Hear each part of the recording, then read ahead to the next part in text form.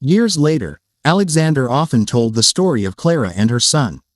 Not in grand speeches or interviews, but in quiet rooms filled with young entrepreneurs, where he spoke of lessons money could never buy. He would begin by saying, "Greater than, I once thought being rich meant never needing anyone. But real wealth is the ability to make others feel seen, safe, and valued." He learned that empathy is not weakness, it is the foundation of true leadership. He learned that every person you ignore today might carry a story that could change your life tomorrow. He learned that success without compassion is failure in disguise. And most of all, he learned that no one rises alone. Clara, for her part, regained her strength and eventually began working for his foundation, not as a maid but as a counselor for single mothers. Her son went on to attend school, with a scholarship Alexander personally funded, and years later, became a social worker dedicated to helping children in poverty. One day, at a public event celebrating the foundation's anniversary, the boy, now a young man, stood before the audience and said, "Greater than, Mr. Hayes found us in the dirt, but he didn't just rescue us, he learned from us. He learned that people are not trash to be discarded, but stories to be rediscovered." Alexander stood in the crowd, tears in his eyes. He had spent a lifetime collecting wealth, but in that moment, he realized that the greatest investment he had ever made was in kindness. He often reflected on that day at the dump. The smell, the despair, the pain, and how, strangely, it had become the place where his soul was reborn. That dump had not just been a place of garbage. It had been a mirror. It showed him that beneath all the layers of society, beneath titles, salaries, and status, we are all the same fragile beings, craving dignity and connection. He had learned that wealth is not about what you keep, it's about what you give. He had learned that saving one life can give meaning to your own. When Alexander brought Clara and her son back, his mansion suddenly felt different. The marble floors seemed colder, the paintings emptier. For the first time, he saw how lifeless it all was. He set them up in one of the guest rooms and arranged medical care for the boy. He told his staff that Clara was to be treated not as an employee but as a guest. Some looked confused, others whispered, but Alexander didn't care. Over the next few weeks, he learned more about Clara's life than he had ever bothered to know. She had come from a small town, widowed young, struggling to raise her son. She worked long hours, saving every penny for his education. But when illness struck, everything collapsed. Without health insurance or family support, she was swallowed by the same society that glorified wealth yet ignored the poor. As Alexander listened, he began to see the cracks in his own success. He had always believed that poverty was the result of laziness, that opportunity was equal for all. But now, looking into Clara's tired eyes, he saw the truth. The system was not broken, it was built this way. He realized that charity from the top meant little if it didn't come with understanding from the heart.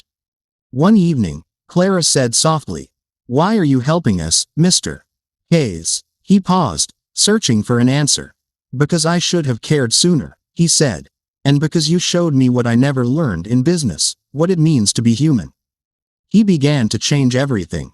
He created a foundation not just for donations, but for empowerment, job training, fair wages, and healthcare support for low-income workers.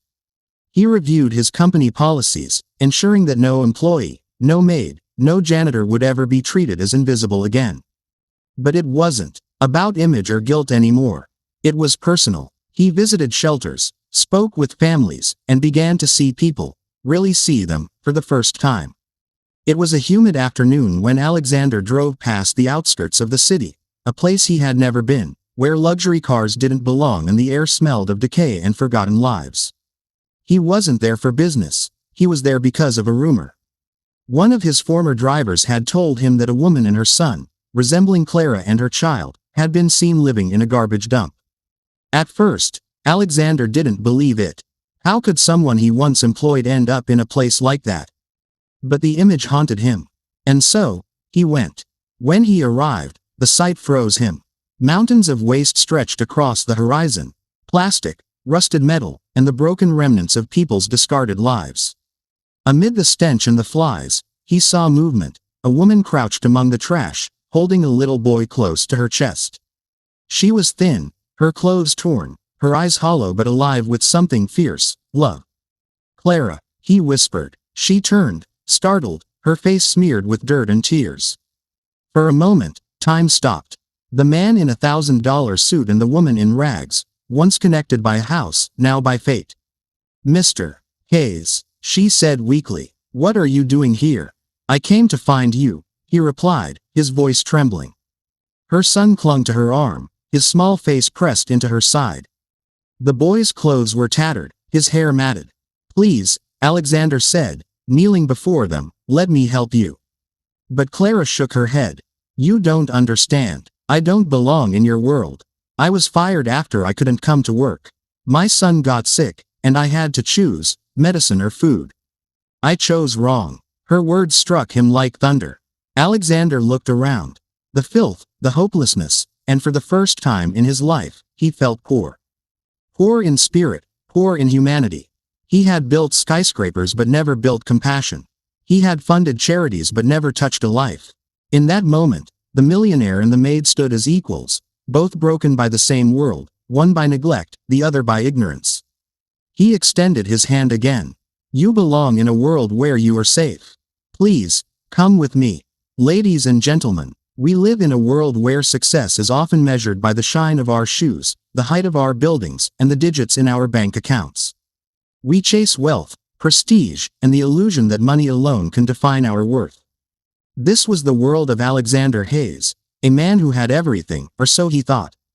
At 45, Alexander had built an empire of real estate and investments that stretched across cities. He dined in luxury, traveled in private jets, and spoke only with people who mirrored his success. But in all his wealth, there was one thing he lacked: awareness. For years, he had passed by his maid, Clara, with nothing more than a polite nod. She was invisible to him, a shadow in his mansion who made his world spotless while hers fell apart. She cleaned his crystal glasses but could barely afford a glass of milk for her son. And then, one day, she was gone. Alexander didn't notice at first. The house remained clean, the chores still done by others. But after a week, he asked casually, "Where is Clara?" No one knew. Someone mentioned she had been let go after missing work. Another whispered that she had personal issues, probably trouble with money. It was an ordinary absence in a life too busy for empathy. Yet something about it lingered in Alexander's mind, perhaps a quiet guilt that he had never really seen her.